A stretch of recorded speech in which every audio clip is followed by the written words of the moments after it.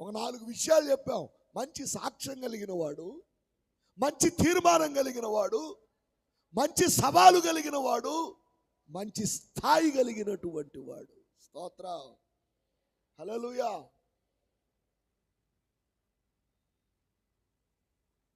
అలాంటి వ్యక్తి అంటున్నాడు, ప్రధాన పాపినైన నాయందు ఆయన తన కనికరాన్ని చూపించాడు.